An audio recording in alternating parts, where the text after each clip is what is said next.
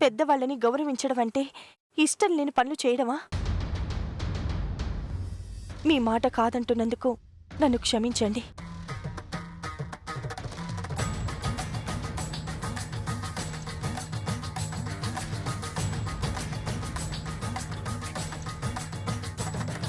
నువ్వు చేసిన తప్పిదం నీ భర్తకు మృత్యుగండంగా మారింది.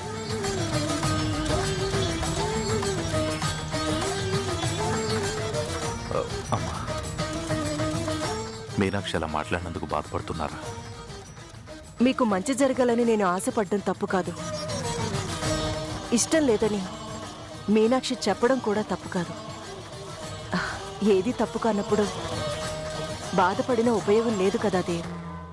అమ్మా, ఒక నిమిషం.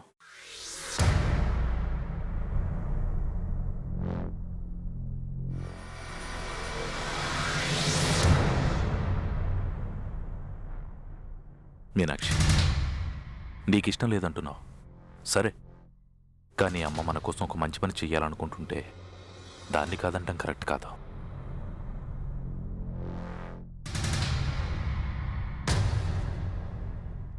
తన మాట కాదన్నందుకు అమ్మ ఎంత బాధపడుతుందని ఆలోచించలేవా?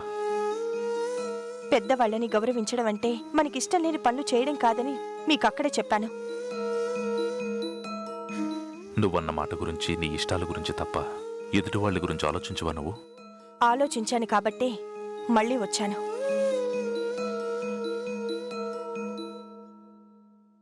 నేను తిరిగి రావడం కోసం వెళ్ళలేదని మీరు అర్థం చేసుకుంటే మంచిది. నిన్ను అర్థం చేసుకున్నాను కాబట్టే నువ్వు ఏం మాట్లాడినా ఏం చేసినా నిన్ను భరిస్తున్నాను మీనాక్షి. నన్ను అర్థం చేసుకోమని చెప్పడం లేదు, అమ్మని బాధ పెట్టొద్దని చెప్తున్నాను. మీరు చెప్పినట్టే చేస్తామని వెళ్ళి అమ్మతో చెప్పు మీనాక్షి.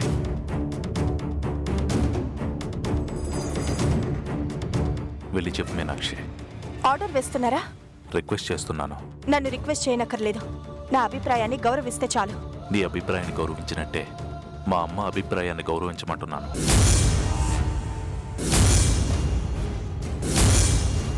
నువ్వు చెప్పే మాట కోసం అమ్మ ఎదురు చూస్తోంది. వెళ్ళి చెప్పు మీనాక్షి. నాకిష్టం లేదని ఒకసారి చెప్పాను, ఇంకెన్నిసార్లు చెప్పాలి?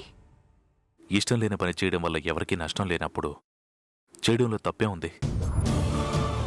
మన మనసులు మారి మన మధ్యనున్న సమస్యలు తొలగిపోయి మనం ఒకటి కావడం కోసమే అమ్మ హోమం చేయిస్తున్నా అని చెప్పింది.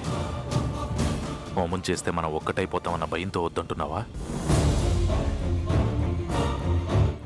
మనం ఒక్కటైపోతామన్న భయంతో నువ్వు వద్దంటున్నావని నాకు తెలుసు. అది మీ భ్రమ. మనసులు కలవనప్పుడు ఏ పూజలు విడిపోవాలనుకున్న వాళ్ళని ఒకటి చేయలేం. పూజలు మనుషుల్ని కలపనప్పుడు అంతగా ఎందుకు భయపడుతున్నావు? నేనేం భయపడ్డం లేదు. అయితే ఒప్పుకో.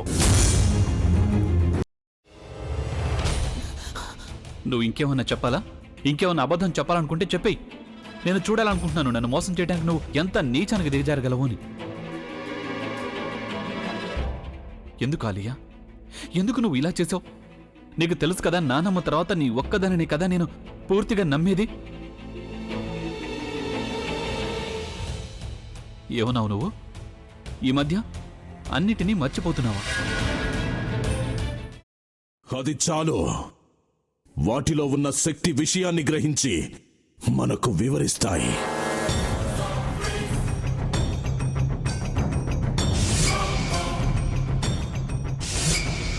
ఎవరు ఆ దండ విప్పొద్దు, గది తలుపులు తెరవద్దు.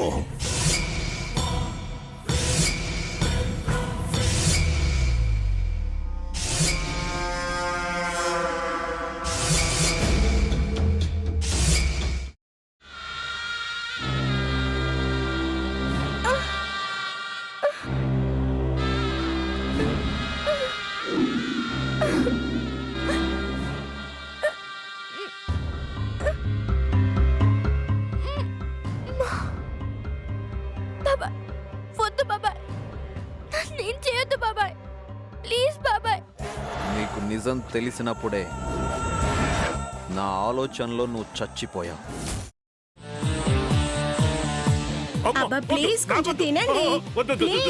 భీమారావు గారు, మీరా? ఇగో మీరా కాదు సక్కుబాయ్.